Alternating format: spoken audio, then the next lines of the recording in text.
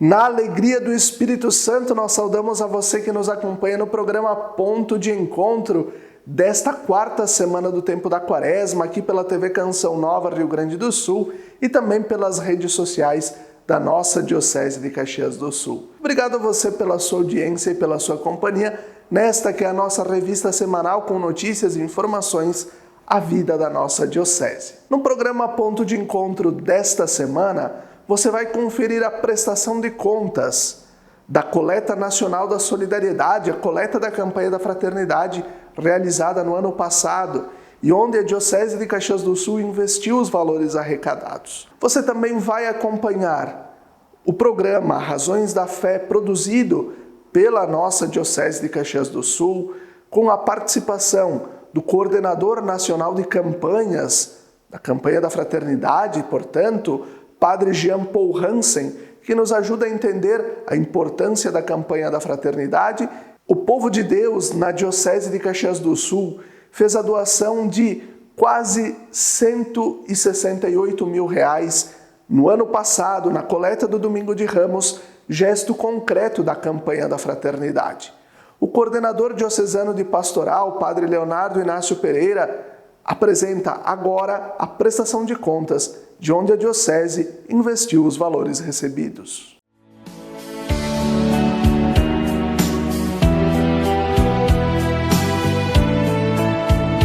Nossa Diocese de Caxias do Sul gostaria de fazer a prestação de contas do valor arrecadado na Campanha Nacional da Solidariedade, que é a campanha que realizamos sempre nos Domingos de Ramos, realizada no ano passado, 2024, em todas as igrejas católicas do Brasil e também de nossa Diocese. Foram arrecadados recursos para ajudar inúmeros projetos sociais em todo o Brasil e também em nosso território diocesano. Aqui, na Diocese de Caxias, foram arrecadados R$ 167.972,26. Destes 167.000, 60% permanece para os projetos sociais da Diocese de Caxias do Sul. Nós ficamos aqui com R$ 100.000, 783,35. Destes 60, 10% encaminhamos para os projetos sociais da Igreja no Regional Sul 3 da CNBB, aqui no Rio Grande do Sul. O valor enviado para o Regional Sul 3 foi de R$ 10.078,33. O total que nós encaminhamos para o Fundo Nacional de Solidariedade em Brasília, vinculado à Conferência Nacional dos Bispos do Brasil, foram 40% do valor total destinados, R$ 67.188,91. Eu gostaria de prestar contas para os senhores e as senhoras acerca destes 50% que nós destinamos para os projetos sociais que responderam os critérios do edital. Então, a Pastoral da Criança recebeu R$ 23.000. A Pastoral da Dignidade da Mulher recebeu R$ 3.500. A Casa de Apoio Viva Raquel recebeu R$ 6.000. A Hospedagem Solidária Pastoral das Pessoas em Situação de Rua recebeu R$ 10.000. A Pastoral Carcerária recebeu R$ 2.000. A Pastoral da Pessoa Idosa recebeu R$ 4.000. A Pastoral de Apoio ao Toxicômano Nova Aurora, a Pátina, recebeu R$ 9.593. O Serviço de Convivência e Fortalecimento de Vínculos Casa Brasil, vinculado à Associação Mão Amiga, recebeu R$ 1.619,10. A Casa de Acolhida Bom Samaritano, vinculada à Associação Mão Amiga, recebeu R$ 18.705,51. O Recanto da Compaixão, também vinculado à Associação Mão Amiga, recebeu R$ 3.000. Além destes valores destinados a estes projetos sociais, gostaria de registrar aqui que nós, no ano passado, tivemos a formação sobre a campanha da Fraternidade 2025,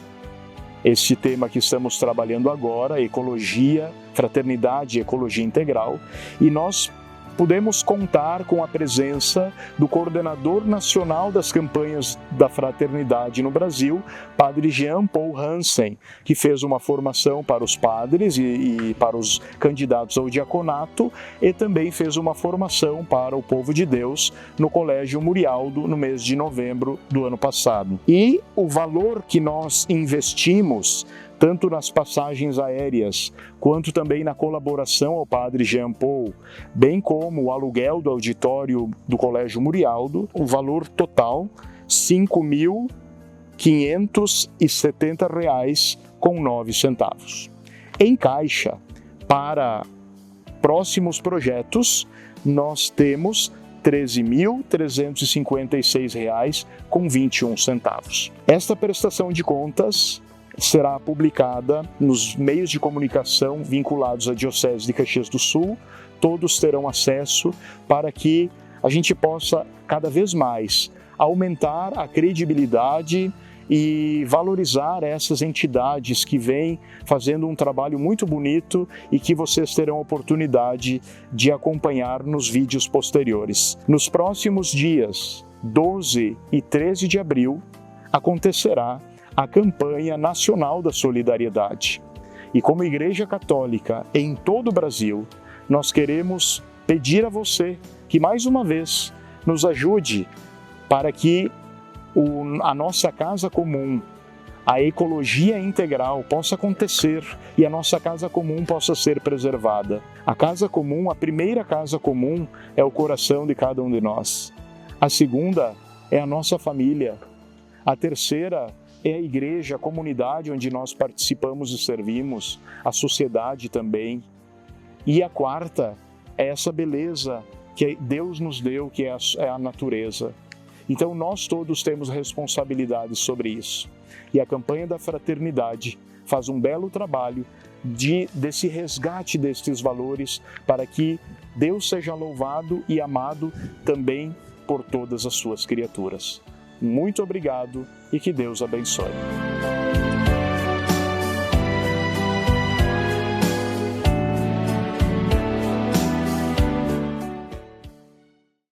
Também o programa Razões da Fé, que é produzido pela nossa Diocese, pela PASCOM da Diocese e veiculado na Rádio Miriam Caravaggio, a rádio da Diocese, trata sobre a campanha da fraternidade com a participação do coordenador nacional, secretário executivo de campanhas da CNBB, Padre Jean Paul Hansen.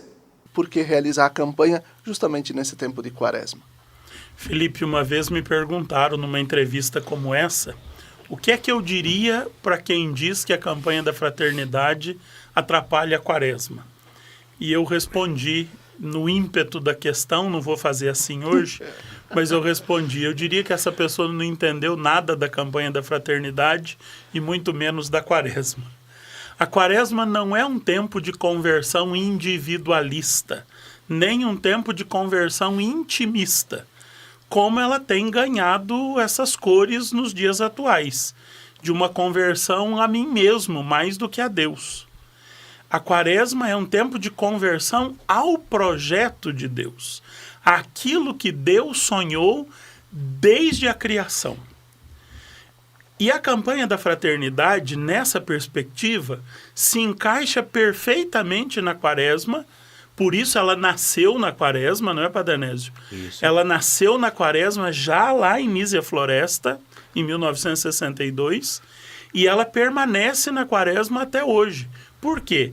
Porque ela é um projeto de conversão, mas não de uma conversão intimista, de uma conversão pessoal, comunitária e social. O problema é que nós muitas vezes entendemos conversão só no nível pessoal e às vezes num nível ainda infrapessoal, intimista, só eu dentro de mim, né? A conversão tem que abranger toda a pessoa, o ser humano inteiro, tem que abranger todas as relações do humano Então, também a comunidade eclesial, já que a conversão é um tema religioso, mas ela tem que alcançar a sociedade. Se a nossa conversão não alcançar a sociedade, ela não alcança o seu objetivo. Porque Deus não criou só a igreja, Deus criou o mundo. Deus criou o que Jesus apresentou como o reino. A vontade de Deus não é uma vontade restrita ao âmbito eclesial. A vontade de Deus é uma vontade que se estende por toda a obra da criação. Por isso a conversão tem que ser integral, como nós dizemos no objetivo do texto da campanha de 2025. Queremos promover um processo de conversão integral. E em 2025 nós chamamos a atenção para um elemento dessa conversão integral. Em algo que seja integral, não pode faltar nenhuma das partes. Se faltar uma parte, já não é integral.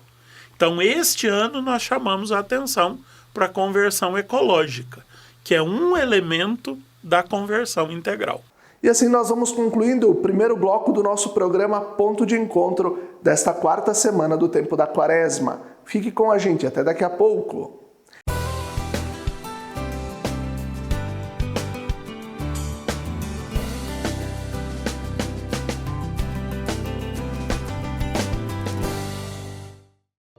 Lembrai-vos, ó Puríssima Virgem Maria, que jamais se tem ouvido que deixasseis de socorrer e consolar a quem vos invocou, implorando a vossa proteção e assistência.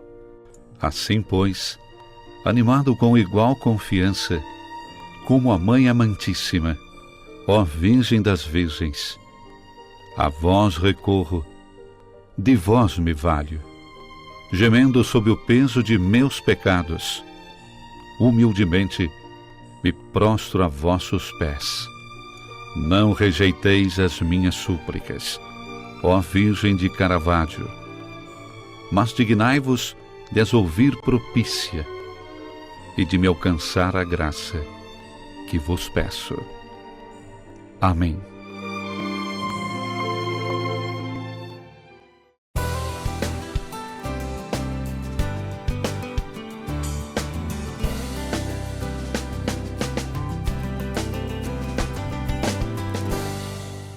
Estamos de volta com o segundo bloco do nosso programa Ponto de Encontro, desta quarta semana do tempo da Quaresma, aqui pela TV Canção Nova Rio Grande do Sul e pelas redes sociais da nossa Diocese de Caxias do Sul. Nós te agradecemos pela audiência, pela companhia. Agora, neste segundo bloco, você vai acompanhar também o programa Razões da Fé, que é produzido pela nossa Diocese, pela Pascom da Diocese e veiculado na Rádio Miriam Caravaggio, a rádio da Diocese. Trata sobre a campanha da fraternidade com a participação do coordenador nacional, secretário executivo de campanhas da CNBB, Padre Jean Paul Hansen. Já são alguns anos ou algumas edições da campanha que se traz o tema da ecologia. Me parece que é quem ganha disparado nos temas da história. Por que nós ainda precisamos olhar para a ecologia e agora nessa chave que o Papa Francisco propõe da Laudato Si e da Laudate Deum, nos propõe o olhar para esta ecologia integral? Então, é de fato o tema que disparadamente ganha na frente de todos os outros. Em 2025 nós teremos a 9ª campanha da fraternidade que aborda de alguma forma um tema ecológico. Desde 1979. 1979 foi a primeira campanha da fraternidade ecológica. Por um mundo mais humano, preserve o que é de todos.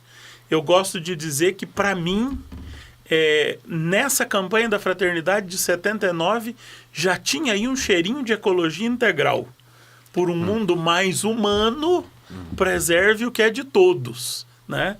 Não era só uma ecologia criacional, ambiental, cultural, humana, econômica. Já tinha aí um cheiro de ecologia integral. Mas ecologia integral é algo que o Papa Francisco como que cria com a Laudato Si. Ele canoniza o conceito de ecologia integral. Então, nesta 9ª edição da campanha da fraternidade sobre ecologia, nós vamos tratá-la nesta nova perspectiva, nessa perspectiva integradora do Papa Francisco. E qual seria, de fato, esta definição de conversão integral para uma ecologia integral também?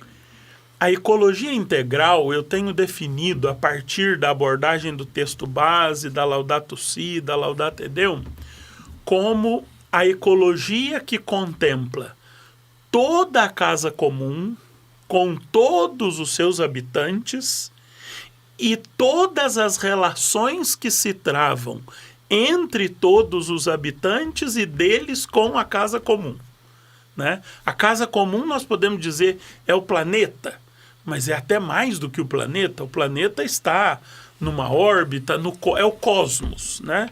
É o mundo criado por Deus, é a nossa casa comum. Nós não somos os únicos habitantes, graças a Deus.